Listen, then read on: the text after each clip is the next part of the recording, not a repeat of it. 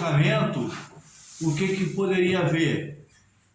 Quando sai uma população grande de um lugar para o outro, o que acontece? Sai 1 milhão de judeus. É claro, esse número é exagerado, tá? É só a título de comparação. Saem 1 milhão de judeus de Roma, e não existia, pelo que eu sei, 1 milhão de judeus em Roma naquele tempo. Mas vamos supor, saem 1 milhão de nordestinos. É só comparação, tá? Nada contra os nossos irmãos, nossos queridos amigos aí nordestinos, não. Mas 1 milhão de nordestinos vem morar aqui no Rio de Janeiro. O que acontece aqui com a gente? Da superpopulação. E o que a gente passa? Vai passar necessidade. Exatamente. Então aí, antes disso, um profeta chamado Ágabo havia sido usado por Deus para dizer que Jerusalém passaria por uma fome. Então o apóstolo Paulo, quando ele está voltando da terceira viagem missionária, ele passa colhendo donativos, alimentos, para levar para os judeus que estão passando necessidade em Jerusalém. E quando eles são expulsos de Jerusalém, eles não vendiam casa, tinha que sair sem nada, arrumar uma trouxa, arrumar alguma coisa, colocar as coisas mais necessárias nas costas e a tenda, comida e ali seguir. E o que eles iam passar? Até mesmo não só os que estavam em Jerusalém, mas os que estavam vindo, essa necessidade. E aí ele está colhendo esses donativos para levar. E aí ele vai para Jerusalém, ele leva esses donativos, ele se encontra com Tiago. Tiago era o presidente da igreja de Jerusalém nesse tempo, está em Atos capítulo 21.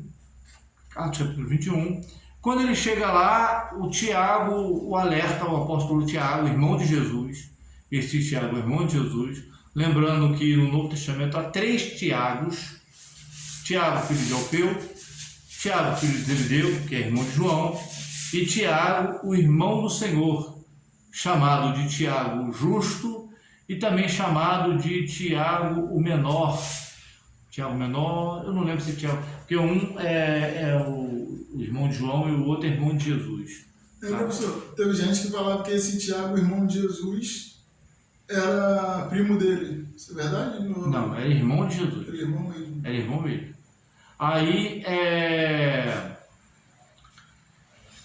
e aí Tiago vai, conversa com Paulo e fala: olha, Paulo, alguns judeus aí estão te acusando de você pregar contra a lei de Moisés. Mas, para quebrar logo essa calúnia, você, tem uns irmãos aqui da igreja que estão fazendo voto de nazireado, tá? Voto nazireu.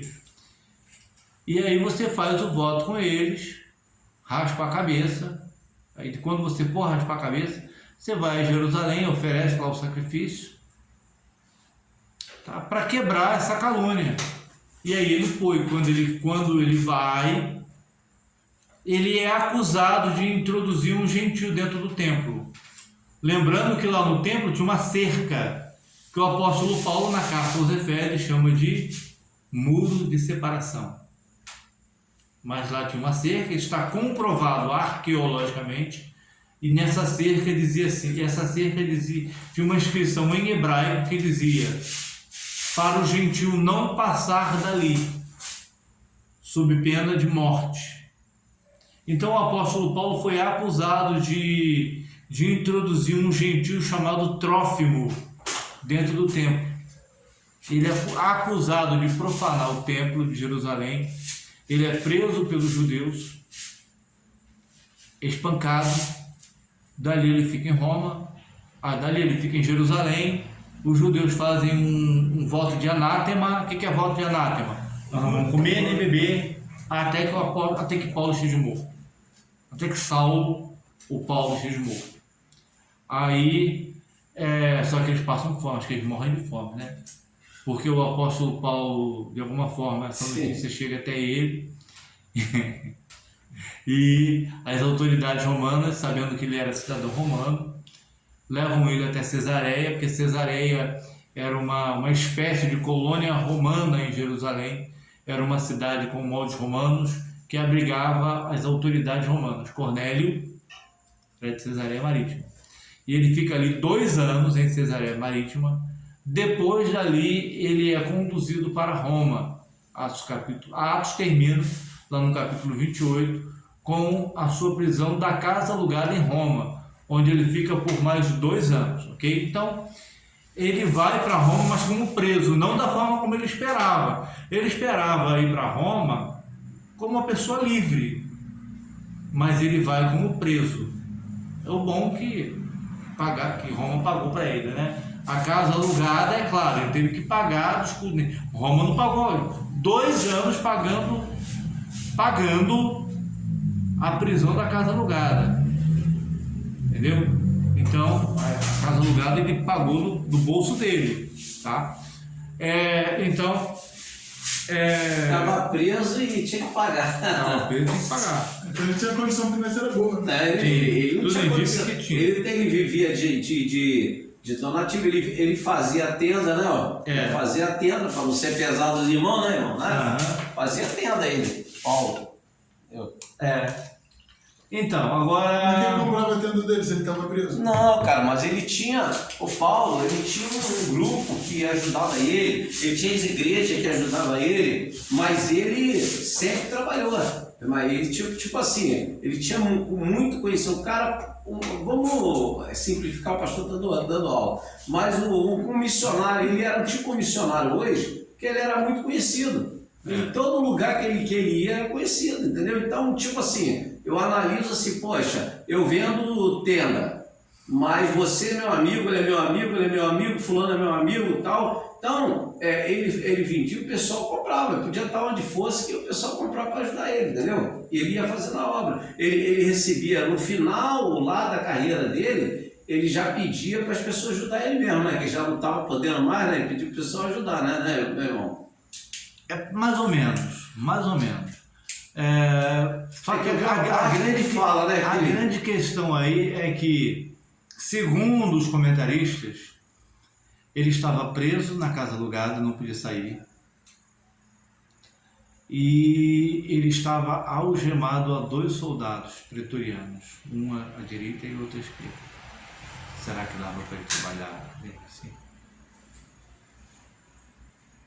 Então, assim, é claro, pode ser que seja isso que o irmão está falando, eu não estou descartando a ideia. Porque meu amado, Mas... é muito. Como é que a pergunta que ele fez? Como é que eu vou estar preso a 2 soldados e como é que eu vou pagar uma casa alugada?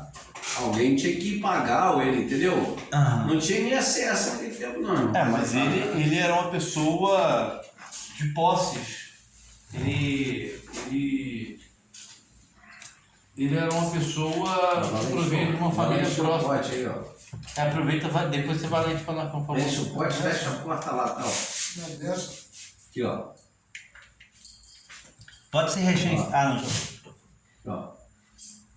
Fecha lá que daqui eu. Cuidado pra não molhar alguém. Aqui eu vou embora. Quando acabar, eu vou direto. Você fecha lá que esse só fica aqui embaixo fechar, ó. Ok, então, mas aí vamos lá, 6ª e última pergunta, correto? O que ele escreveu? Vamos ver o que ele escreveu. Vamos lá. Em primeiro lugar, qual é o tema central da carta aos Romanos? Qual é o tema central da carta aos Romanos? Lembrando que, presbítero Renato, como é que a gente faz para saber qual é o tema central? Tá dando para entender? Salvação. Como é que a gente faz para perceber qual é, quase isso, o tema central de um livro? Quando essa frase, ou palavra, ou expressão, ela se repete com frequência no livro. E a expressão ou frase que mais se repete na carta aos Romanos é a justificação pela fé. Porque aqui o meu tema principal, a salvação pela fé e deveres cristãos. Isso, a salvação pela fé. O tema é esse aí, a salvação pela fé. A salvação resumindo, a salvação pela fé em Cristo, tá? Então, o propósito dele é falar sobre a salvação, ou seja, o tema da carta é para falar sobre a salvação pela fé. Em outras palavras, justificação pela fé. Sim. E aí eu peço para os irmãos, pastor Valdinei, Romanos 1,17. Leia aí Romanos 1,17. essa referência para a Por gente. ele se descobre a justiça de Deus de fé em fé. Como está escrito, o justo viverá da fé. Então, nele se descobre a justiça de fé em fé. Então, repare que ele está falando da justiça que vem da fé, a justificação pela fé. Em Romanos capítulo 4, versículo 2, ele diz assim, ó, porque se Abraão foi justificado por obras, tem de que se gloriar, porém não diante de Deus, pois que diz a Escritura, Abraão creu em Deus e isso lhe foi imputado para a justiça. Olha só, Abraão creu, ou seja, teve fé, isso lhe foi imputado por justiça, justificação pela fé. Romanos capítulo 5, versículo 1, justificados, pois, mediante a fé. Então, em várias passagens ao longo da carta aos Romanos, ele vai falar, ele vai escrever sobre a salvação pela fé, a justificação pela fé, ok? Isso é importantíssimo para a gente entender a carta. Qual é o tema? Justificação pela fé. Ok? Em Romanos capítulo 9, ele repete a expressão, ok? Da justificação pela fé. Então, reparem que ele sempre, Romanos capítulo 10, versículo 3, porquanto desconhecendo a justiça de Deus e procurando estabelecer a sua própria, não se sujeitaram à que vem de Deus, porque o fim da lei é Cristo para a justiça de todo aquele que... Lembrando que a palavra fim aqui não tem o sentido de final, tá, irmãos? Não está dizendo que a lei se encerrou com Cristo, não. Aqui o fim da lei é Cristo. O que esse versículo quer dizer? Esse versículo quer dizer que a lei veio com o propósito de anunciar a Cristo. Então, em outras palavras, o propósito da lei é apontar para o Messias.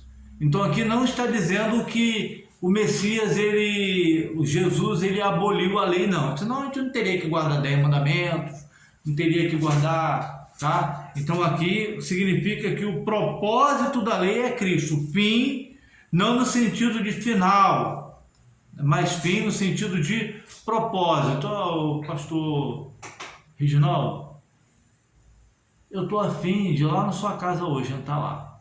Tem comida lá hoje? Não, até tem, é porque eu queria disputar lá, eu estou afim de comer lá. Entendem? Eu estou afim, né? O meu propósito. Entendem assim o trocadilho? Entendi. Então, é exatamente isso. Então, reparem que em toda a carta aos Romanos, o apóstolo Paulo, ele repete com alguma variação significa algumas mudanças, essa expressão, a justificação pela fé em Deus, ok? Então, ele escreve o que? Sobre a justificação pela fé. Ele também fala sobre o trabalho pessoal, tá? Ele fala sobre o apostolado, sobre o trabalho, sobre serviços braçais. Ele foi difamado, né? O apóstolo Paulo foi difamado. Então reparem que ele está sempre, ok? Falando sobre a justificação pela fé. E aí ele tece algumas explicações, tá? Ele em Romanos capítulo 1, versículos 1 a 7, constitui ele está dando uma saudação. Okay? Saudação. O que ele está fazendo? Ele está cumprimentando os irmãos. Tá? Ele depia o Evangelho no capítulo 1, versículo 16. Lê, por favor, Eduardo,